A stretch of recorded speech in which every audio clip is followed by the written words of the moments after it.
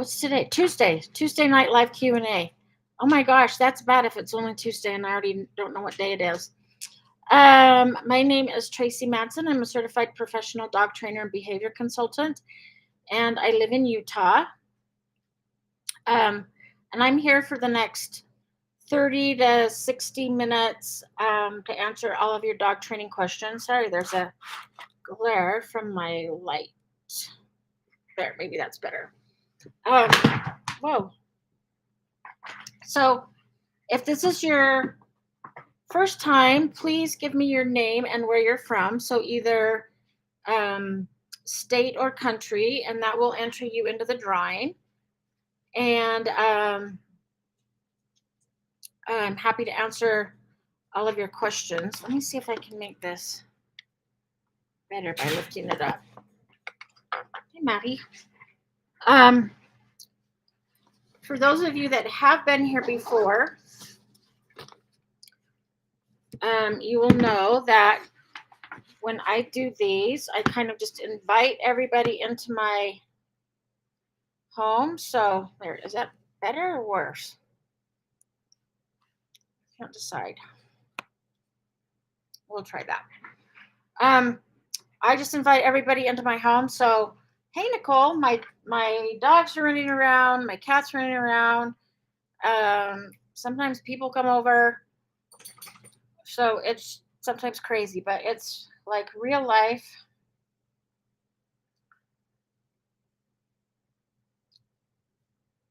Okay. Nicole, how are you with everything you have going on? Yes, Sammy's back there.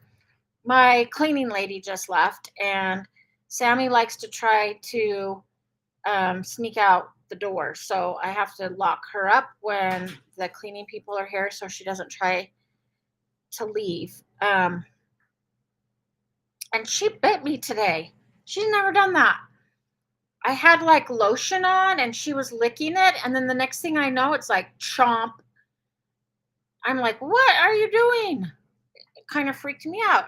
I mean, she bites playing, but not like for real. Hello. Love Pupford. I love Pupford too. If you can tell me what your first name is, it just came up P.E. Lewis. Let's see. Debating on going to an FDSA camp. That's Fenzi, right? Fenzi Dog Sports Academy. I've done some of her stuff online. And it's, oh, Petey. Okay. And where are you from?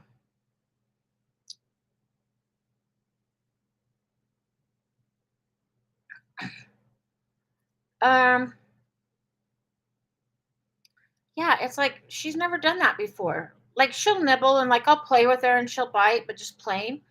And I was on the phone talking to a potential client, so I was not ready for this. And all of a sudden, like he goes to bite me. It was weird.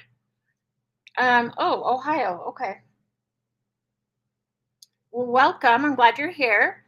If you have any training questions that I can answer, please put them in the chat and I will answer them. Hello, Julie. Yes, it has been a while.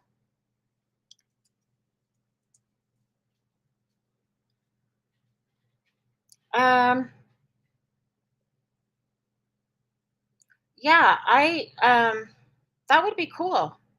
Where is it? I am like ever since COVID, they a lot, I mean, they've been offering everything virtually and in person. And I kind of like the virtual, even though it's fun to go, but like going to conferences can be so expensive. And I have 4 animals to take care of that I have to like pay. So, Oregon would be nice. So it's just nice to be able to do it from my couch or my desk. And hi, Catherine. But it would be fun to actually go somewhere. Wisconsin. Okay. Oregon actually wouldn't be a bad drive though, like just to shoot up to Oregon and save plane fare. Um, what is the camp on? Like, what's the hi Renee? What is the topic?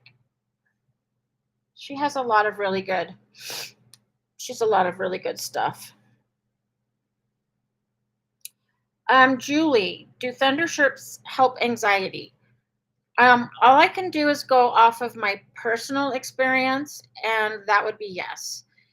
Um, I bought one years ago when I had Hallie, and Hallie was terrified of thunder, fireworks, things like that. And so I um, I bought a um, thunder shirt, and I thought, well, I'm just going to try it, and then if it doesn't work, I can tell everybody like, don't waste your money. But it actually worked. Like I would put it on her, and she would just lay on the bed and relax and go to sleep. It was actually quite amazing, if I can say that, because she would growl and bark whenever she would hear it. Um, hey, Kirsten. So, happy birthday. Kirsten just had a birthday. I saw on Facebook. So, um, yeah, I was pleasantly surprised that um, it really worked with her. I have not had to try it on another dog because all my other dogs since then have been okay with thunder and fireworks and stuff. So, but it worked really well on Hallie. So I'm a fan. And hey, Dylan, I tell people that yeah, in my experience, they have worked, and so um, I like them. Oh, so you pick. I would really like to get into like competition obedience. I think that would be fun, and I think Jade would do good at agility too because she is so hyper and has a lot of energy. Okay, let me go back and make sure I got everybody, and then I'll answer Petey's question, and we'll get going. And oh, Renee, did you guys get your hygiene stuff yet? And have you tried it? Because I haven't done my order yet, and I'm going to order some, but I was just wondering if you got it and if you like it. Hi, Brian. Did I? Oh.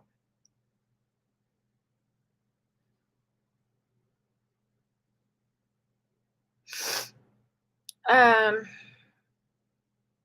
Okay. Let's see. Brian, Kirsten. Okay. I have a 10-week-old Chihuahua, and I'm new to training. Is he too young to start training? Absolutely not. Um, so I start puppies at 8 weeks, but I will say that at 10 weeks, you don't want to make it like too advanced and too hard. And usually, what I tell people with puppies, hi, Helen, I will write you down in just a second, um, is if your dog is under 4 months old, really concentrate on socialization. And that means really positive greetings with other dogs, like really good adult dogs, other puppies. Since you have a Chihuahua that's probably very, very tiny, make sure that the dogs that you socialize with aren't so big that they're just going to pummel him. Um, but things like sounds, so that your dog is not afraid of thunder, vacuums, fireworks, stuff like that. Um, and body handling, so like ears, feet, tail, paws, stuff like that.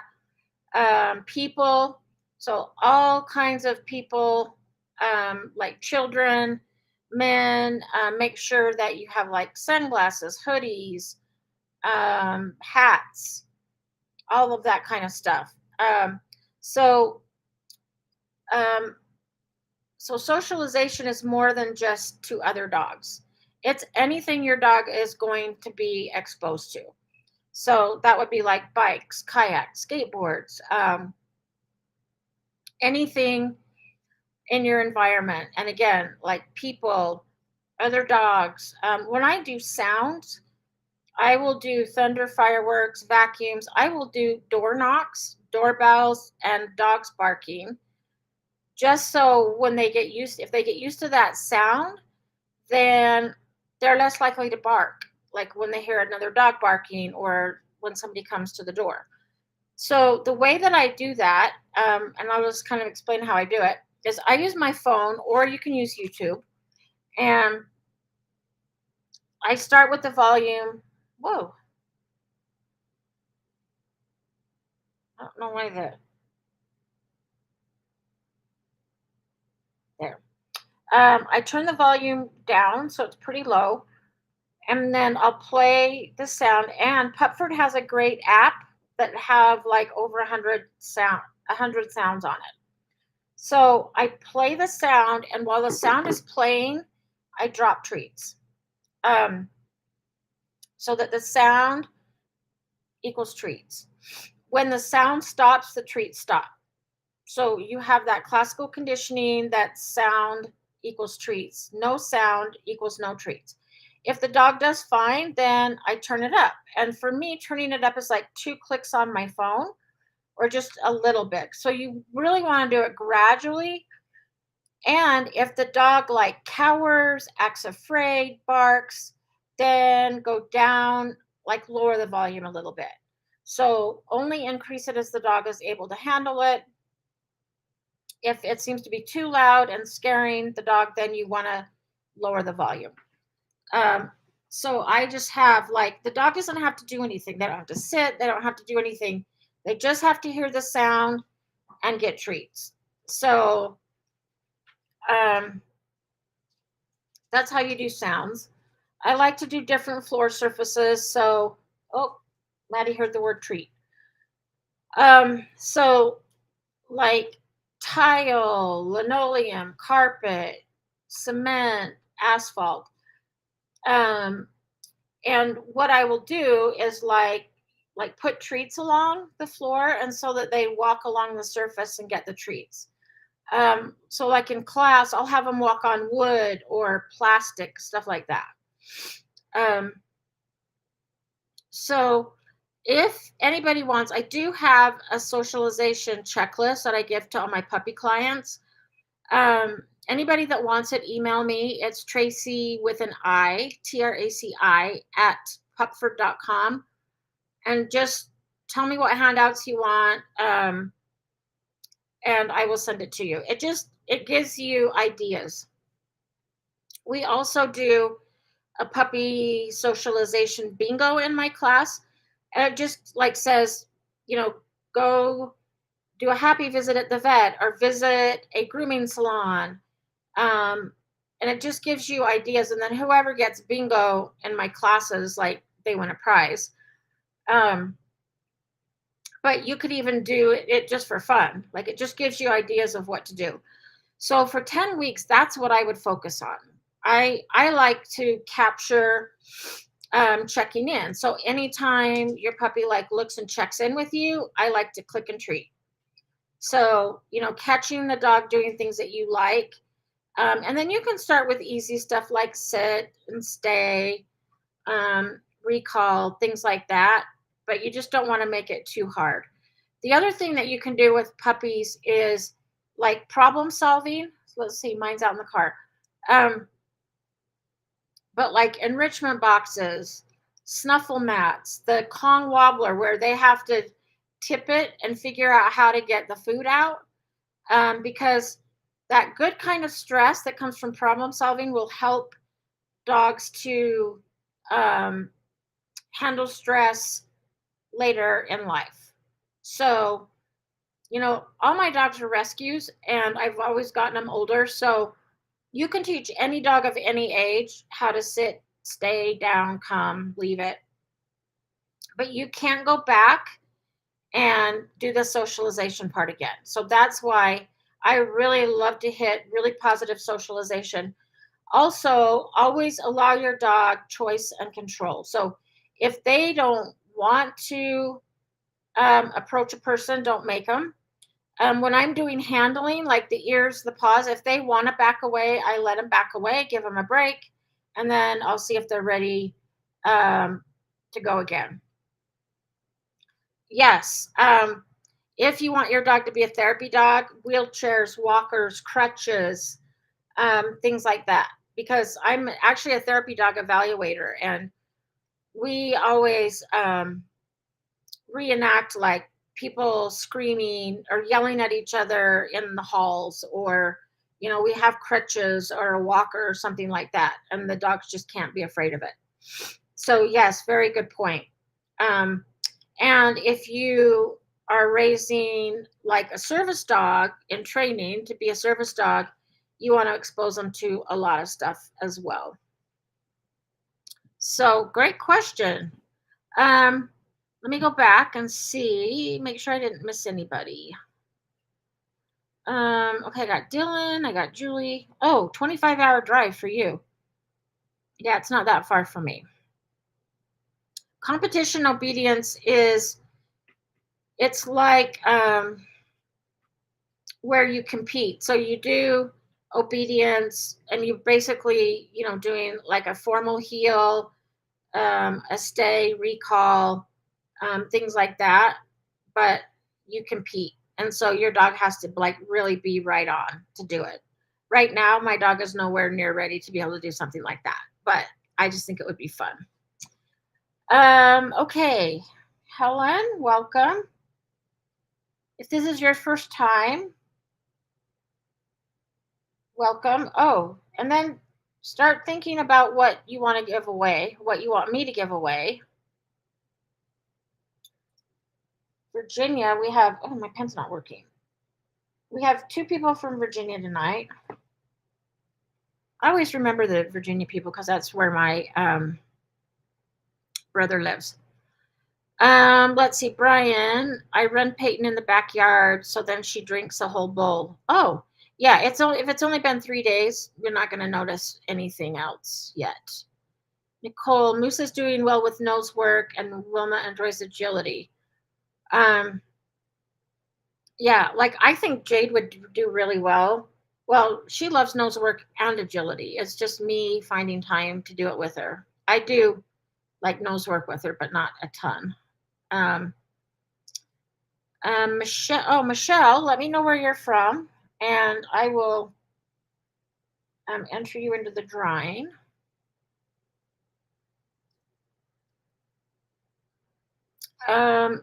Yeah, so going back to the socialization topic, when I'm doing like behavior consults, and the protocol is going to be the same, but some owners are like, oh, I got my dog as a puppy, and I don't know why they're acting this way. And it can come from a lot of reasons. It can be genetics, DNA, learning history, um, but it can also be like lack of socialization. So I have a dog maybe coming to stay with me next week that is aggressive towards tall men in black.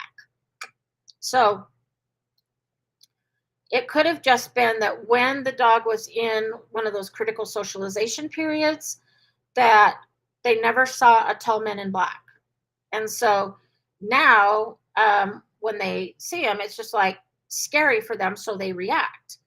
Um, so yeah, it's just like lack of familiarity kind of thing. So that's why the socialization part is like, I think, the most important thing you can do with a young puppy, especially 4 months and younger. Hello, Amy. Let me write Amy down.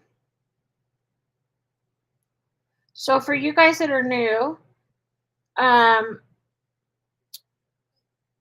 we do a drawing every week, and I give away um, a Pupford item. So like last week, we gave away the hygiene stuff that you put in the water. I've given away flirt pulse, snuffle mats, treats. So, oh, let's see. Pennsylvania. Okay. Oh, Lucy. Hello, Lucy from Texas. Um,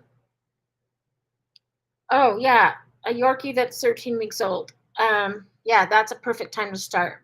Hey, Gail. Haven't seen you in a couple of weeks. You have a good turnout tonight. When I get, and Lori, hello, Lori, Pamela, when I get puppies coming to do board and train, like a lot of owners want their dog like fully trained. And I can like expose them to the basics, like sit down, stay. They're not going to have it perfect in like 10 days. Um, but the most important part right there is um, the socialization. And so that's what I do the most. And a lot of owners don't understand how important it is and how much it can impact dogs later. Um, and when you expose to other dogs and cats and any other animals, you want to make sure that your puppy has a really good experience. If they get bullied by a dog or attacked by a dog, it can really affect them later. So you want to make sure that every interaction is good, which is right now I'm really lucky because I have 3 dogs that are phenomenal with other dogs. It just worked out that way, the way I rescued them. Maddie is 12 and she's a great mama dog. Um, Jade is great because she loves to play, but she will also correct a dog for like social skills that she doesn't like, such as like jumping on her face or jumping on her back or something like that. So like she'll correct, but she's never bitten a dog or she won't hurt a dog, but she will just say like, "Hey, that's not okay." Um, and then Willie's my 2-year-old that he will correct as well, but he loves to play. So, um, when they come here, they get a little bit of everything. So it works out really well. Okay, Lori, Pamela.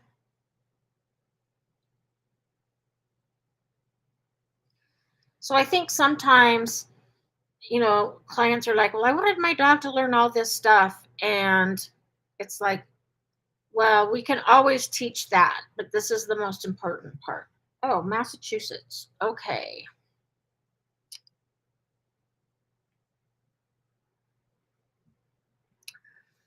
Um, oh, that's a great idea.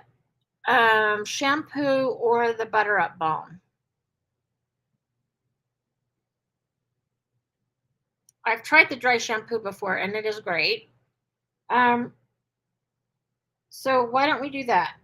We'll do the dry shampoo and then next week we'll do the butter up.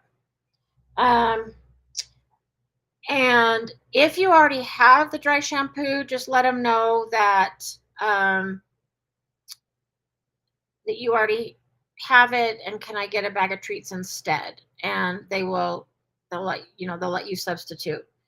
Um, oh, mango, yeah. Well, like if somebody wins and they already have something like shampoo, you can say, "Hey, can I have a bag of mango treats instead?" And they'll do it. So Petey, a snuffle mat, mine's in the car. It's like a placemat sized thing, and it's got long pieces of fleece. And it would be the same as taking a handful of treats or kibble and chucking it in the lawn and telling the dog to go hunt. So it gets the dog using their nose so they get to forage for food.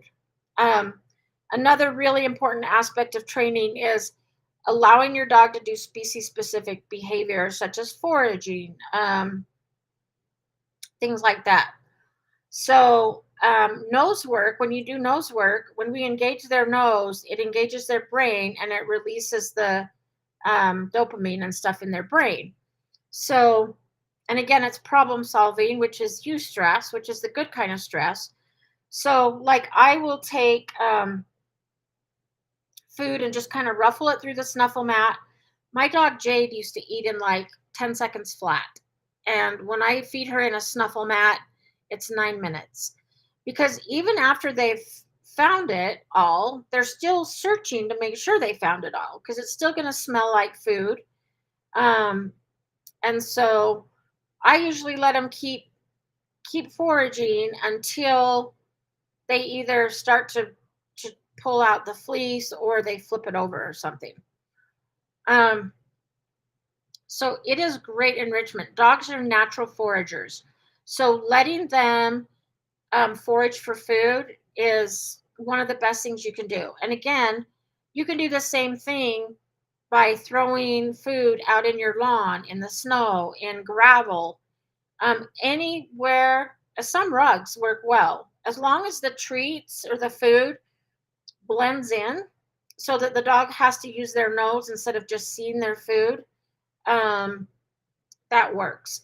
And I'm a big fan of ditching the food bowl and letting your dog like work for food. So, sorry, I've got food all over my computer. Um, so, Pupford sells the snuffle mats as well. So, I'm sure in some weeks coming up, we'll give away a snuffle mat again. So, like, keep coming back every Tuesday at 6, and we'll give away. All you have to do is show up. If you show up, your name gets put down, and that enters you in the drawing, and then we give away this stuff. So you'll get a chance to try it. Okay, let's see. Well, good discussion, you guys, tonight about puppies, socialization, stuff like that. We'll do a drawing since there's no more questions. I will tell you though that even with, like, Jade is a rescue, and I got her at a year and some months, and I got really lucky. She's a res dog. She's off the Navajo reservation, and there's is like nothing that scares her. Like, I can take her in any environment. She's confident.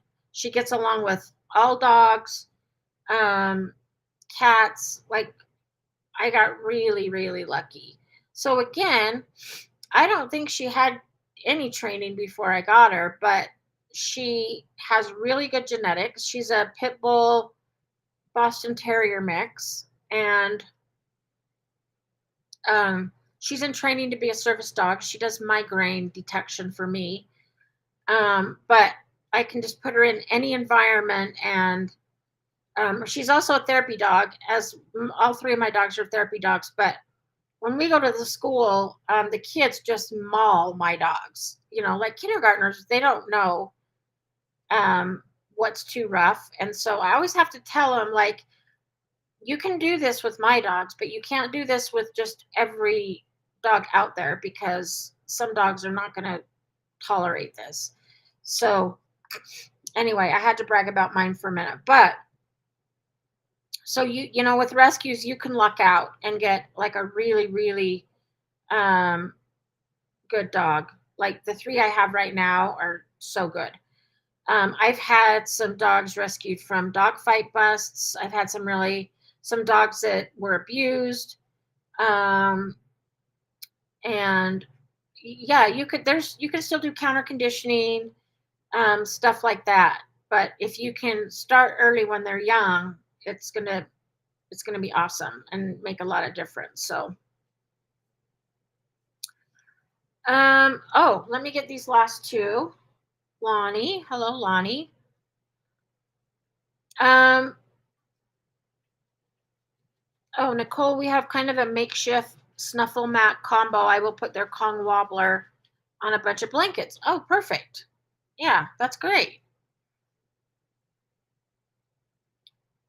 Okay, Lonnie. And then who is this? It says Facebook user, hi from Virginia. I just need a name so that I can enter you. Um, I'll give you a second to put down your location, and then we'll do a drawing. Oh, I know your location, Virginia. I just need a name. We might have 3 people from Virginia tonight. Because we have Dylan and then Helen from Virginia. So, okay. Oh, Elaine. Okay.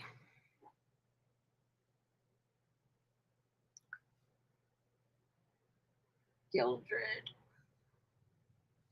Yeah, we have 3 people from Virginia.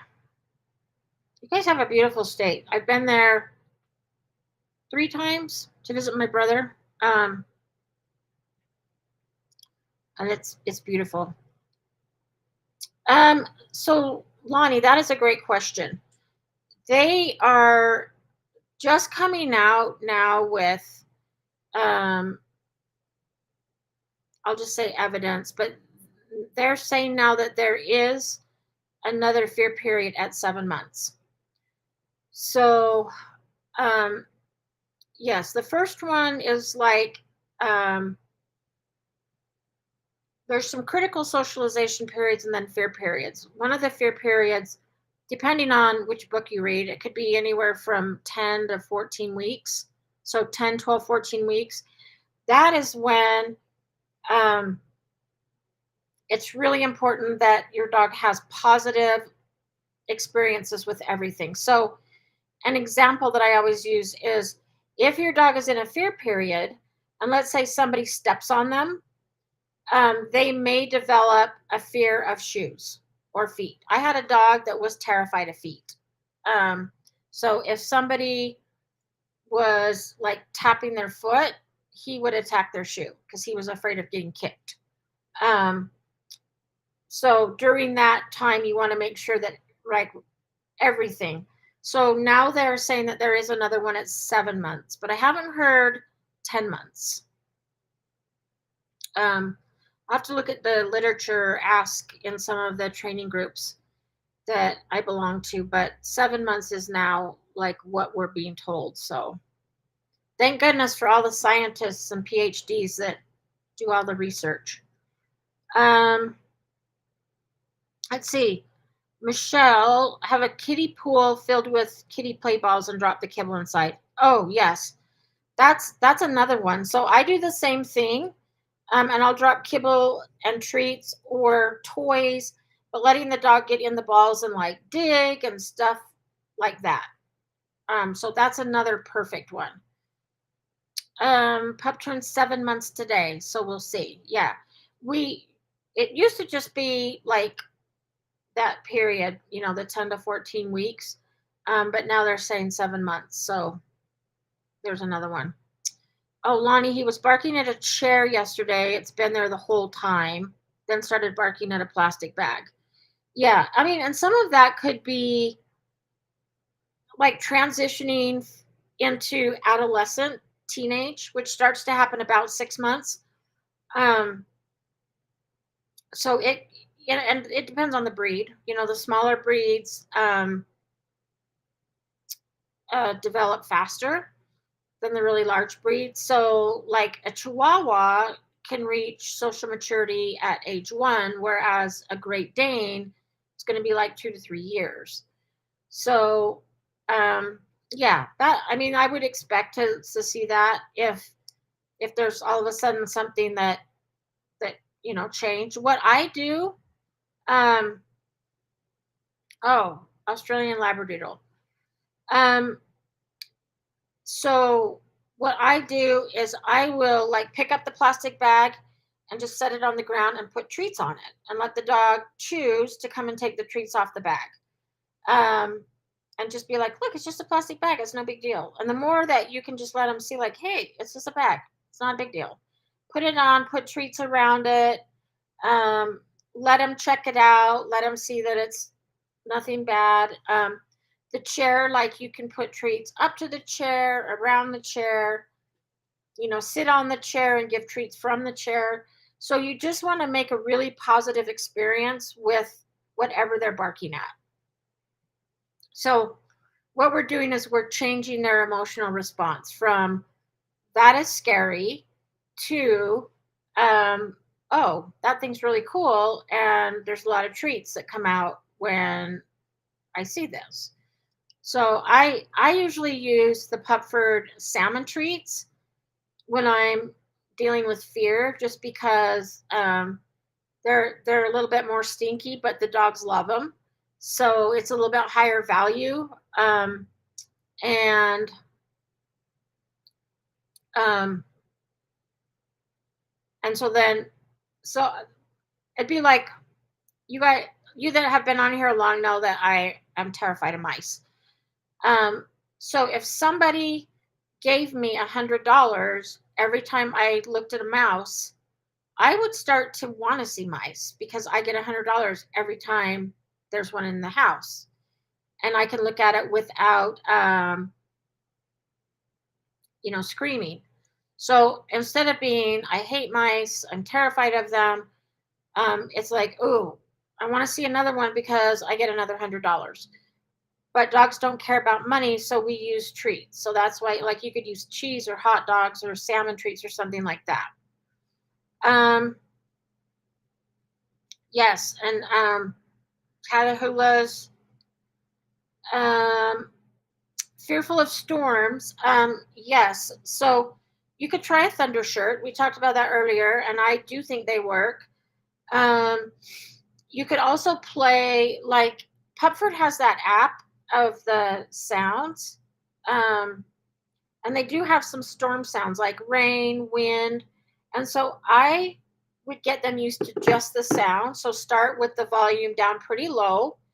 And as soon as you play the sound, you drop treats. So sound equals treats. When the sound stops playing, the treats stop. So to the dog, it's like, oh, I love it when I hear thunder because chicken falls from the sky. So they're making that association. And then you very slowly raise the volume. And when I raise it, it's like 2 clicks on my phone. Or if I'm doing YouTube, like, I'll just barely move it up a little bit. If the dog barks or cowers or acts afraid, then you lower the volume. But as long as they can handle it, then I raise the volume. Since your phone only goes so high, then I will connect it to Bluetooth speaker so that then I can go even higher. Then once you kind of get them used to the sound, then when there's an actual storm, I like to give something like a lick mat because licking is self-soothing for dogs. So a stuffed frozen Kong, a lick mat, like something that they can lick, that they get to do during a storm just to kind of help calm them down. So you could try those.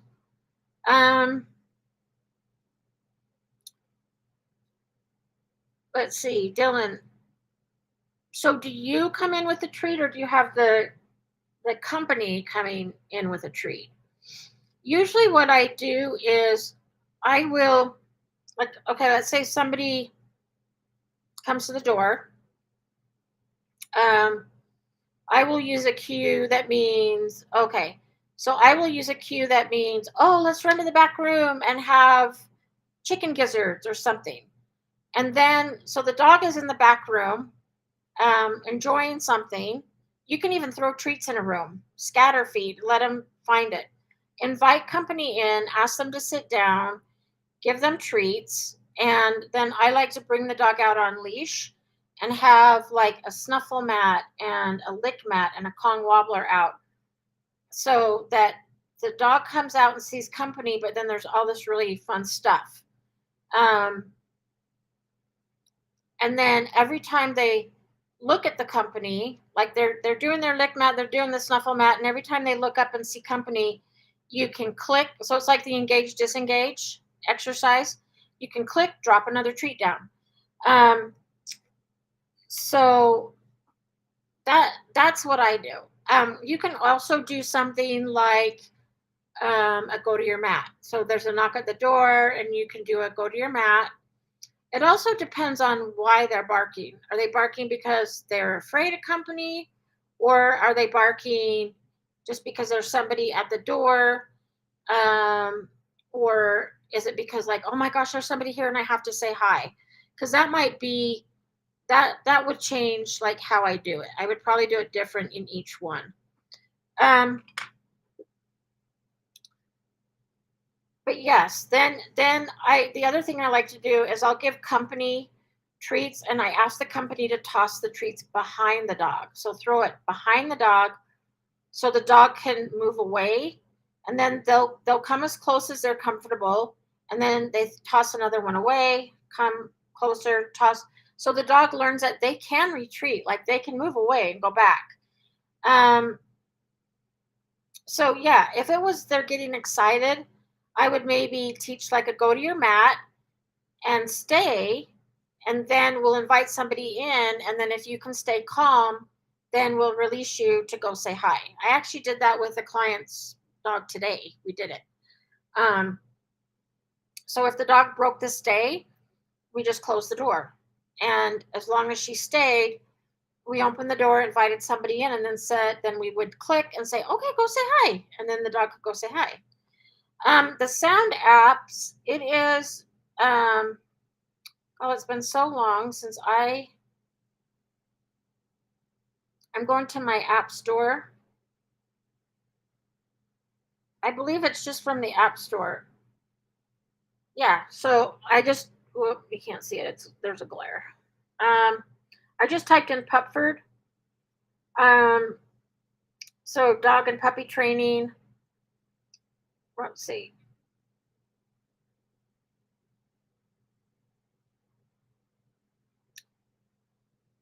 Oh, so it's the Pupford puppy training. And that's the one that has, I believe that's the one that has the sounds. But I would just, looks like there's a couple of different Pupford apps. I would just look at the one and just make sure that it has the sounds. So like when I open the app, you're probably not going to be able to see it. It just pops up on the bottom. It says Home, Shop, Academy, and Sounds. So I think it's just the regular Pupford app. But anyway, that's where you find it. But yeah, it's great. I use it with clients all the time. Okay, so let's do a drying. We are going to give away dry shampoo tonight. Okay, I need to hurry and put these in a bowl. And if you have another question, feel free to answer it. We'll do a drawing. And then if anybody has more questions, I'm happy to stay and answer them. So let me get all these. Okay, so tonight's winner is Michelle Creel from Massachusetts. So congratulations, Michelle. Okay, so what you're going to do is you're going to email, I'm going to put it in the chat, hello@pupford.com. You're going to email them and just say your name, and I won the drawing last night for the dry shampoo, and then give them your address, and they will send you out a free thing of shampoo. So, and if you'd rather have a bag of treats, just say, can I have a bag of treats instead, and just let them know like what flavor you want, like what kind of treats you want to try.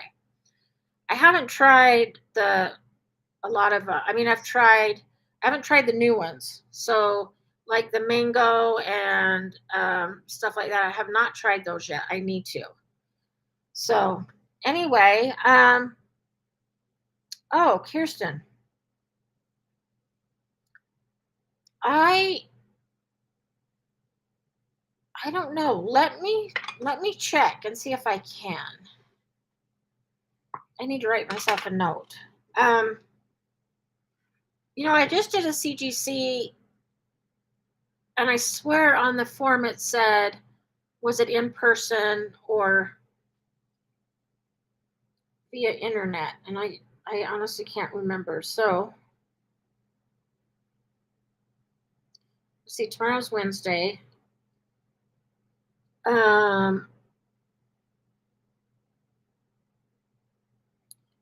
CGC internet. Okay, let me research that tomorrow and see if I can. And if I can, then yes, I'll be happy to do it. So, oh, Anita, we just missed you. We just ended. But yes, we'll be back next week, probably at 6. So yeah, come back next week, 6 o'clock. Have a great week. If you have questions, I try to, jump on the Facebook Perfect Pup one a couple times a week and look for questions, but you're welcome to email me with questions. If you want the handouts we talked about, email me. And I'll just see everybody next Tuesday. Okay, thanks, you guys.